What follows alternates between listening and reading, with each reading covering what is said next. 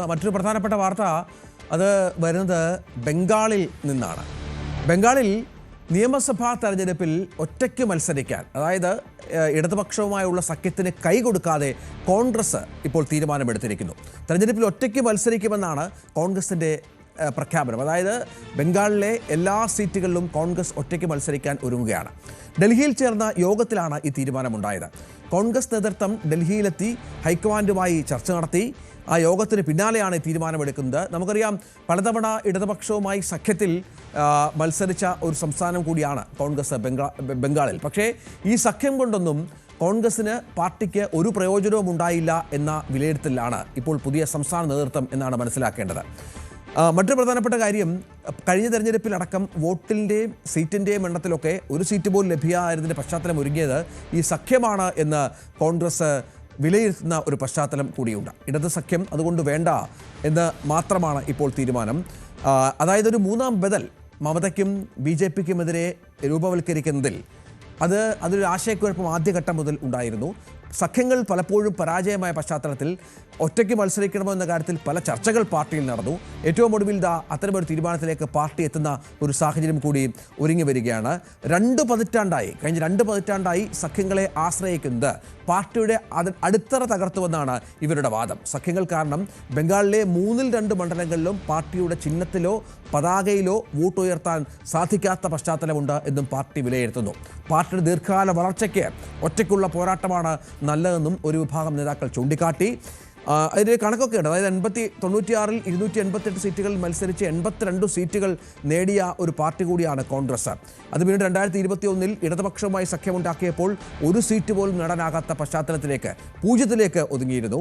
അത് ഗുണത്തേക്കാളേറെ ദോഷമാണ് എന്നാണ് അവരുടെ ഒരു വിലയിരുത്തൽ. ഒപ്പം ഇടതുപക്ഷത്തും സമാനമായ ചിന്തയുണ്ട് എന്നാണ് മനസ്സിലാക്കേണ്ടത്. കോൺഗ്രസ് ഒരു ബാധ്യതയാണ് എന്ന് ചില ഇടനേതാക്കൾ പരസ്യമായി പറഞ്ഞ പശ്ചാത്തലം കൂടിയുണ്ട്. അതായത് 2016-ൽ ഇടതുപക്ഷത്തിന് 20% വോട്ടുകൾ ഉണ്ടായിരുന്നു, വോട്ട് വിഹിതമുണ്ടായിരുന്നു.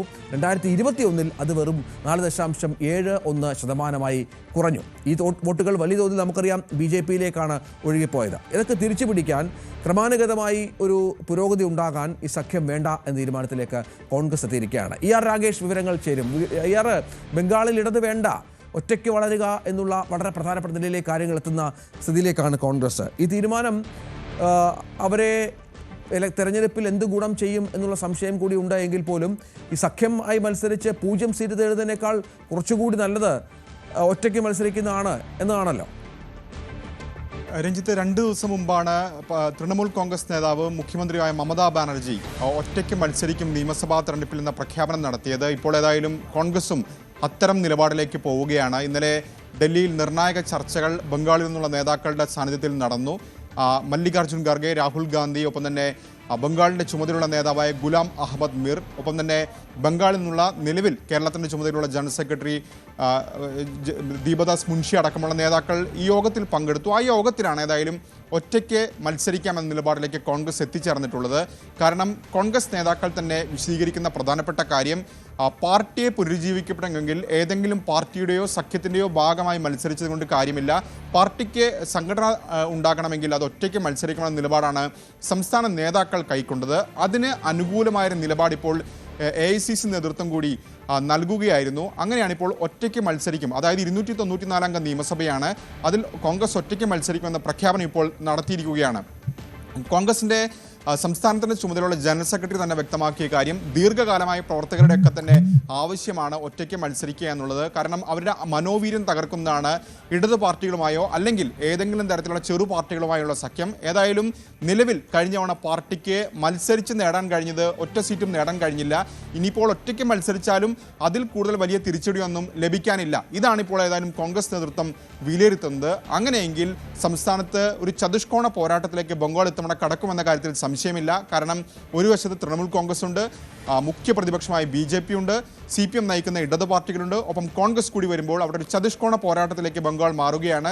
ഇത് കഴിഞ്ഞ കാലങ്ങളിൽ നിന്ന് വ്യത്യസ്തമായ നിലപാടാണ് ഇപ്പോൾ കോൺഗ്രസ് സ്വീകരിച്ചിരിക്കുന്നതെന്ന കാര്യത്തിൽ സംശയമില്ല. കാരണം 2011-ലാണ് മമതാ ബാനർജി അവിടെ അധികാരത്തിൽ വരുന്നത്. അടുത്ത നിയമസഭാ തെരഞ്ഞെടുപ്പിൽ ഇടത് പാർട്ടികളുടെ സഖ്യമായാണ് മത്സരിച്ചിരുന്നത്. 2016 ഇടതു പാർട്ടികളും കോൺഗ്രസും സഖ്യമായി മത്സരിച്ചു. അതിൽ പക്ഷേ കോൺഗ്രസിന് നേട്ടമുണ്ടായി. ഇടതു പാർട്ടികൾക്ക് വലിയ നേട്ടമുണ്ടാക്കാൻ കഴിഞ്ഞില്ലെങ്കിൽ പോലും ആ സഖ്യം കോൺഗ്രസിന് അന്ന് വലിയ തോതിൽ ഗുണം ചെയ്തു. കാരണം കോൺഗ്രസിന് അന്ന് ഏതാണ്ട് 44 സീറ്റ് 92 സീറ്റിലാണ് അവർ മത്സരിച്ചത്. 44 സീറ്റിൽ അവർക്ക് വിജയിക്കാൻ സാധിക്കുകയും ഏതാണ്ട് 12% വോട്ടുകൾ നേടാനും സാധിച്ചു. പക്ഷേ കഴിഞ്ഞ തവണയും അങ്ങനെ ആയിരുന്നില്ല സാഹചര്യം. ഇടതു പാർട്ടികൾക്കും ഒറ്റ സീറ്റിലും വിജയിക്കാൻ സാധിച്ചില്ല, കോൺഗ്രസിനും ഒറ്റ സീറ്റിലും വിജയിക്കാൻ സാധിച്ചില്ല. കോൺഗ്രസിൻ്റെ വോട്ട് ശതമാനം ഏതാണ്ട് 3% താഴ്ന്നു. ലോക്സഭാ തെരഞ്ഞെടുപ്പിലും ഒരു നേട്ടം കോൺഗ്രസിന് ഉണ്ടാക്കാൻ കഴിഞ്ഞില്ലെന്ന് മാത്രമല്ല, തുടർച്ചയായി വിജയിച്ചു വന്നിരുന്ന അധീർ രഞ്ജൻ ചൗധരി അടക്കമുള്ള നേതാക്കൾ കഴിഞ്ഞ ലോക്സഭാ തെരഞ്ഞെടുപ്പിൽ പരാജയപ്പെടുകയും ചെയ്തു. ഈ സാഹചര്യത്തിലാണ് ഇപ്പോൾ കോൺഗ്രസ് ഒറ്റയ്ക്ക് മത്സരിക്കാം എന്ന നിലപാടിലേക്ക് എത്തിയിട്ടുള്ളത്. ഏതായാലും CPM ഈ ഘട്ടത്തിൽ പ്രതികരിച്ചിട്ടുണ്ട്.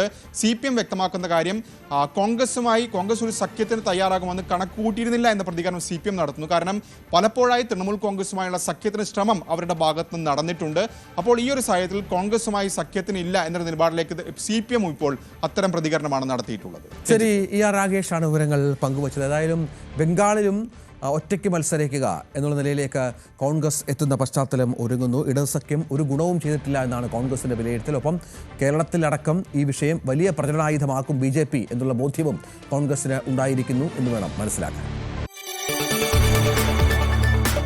കൂടുതൽ വാർത്തകൾക്ക് News 18 Keralam YouTube channel subscribe ചെയ്യുക.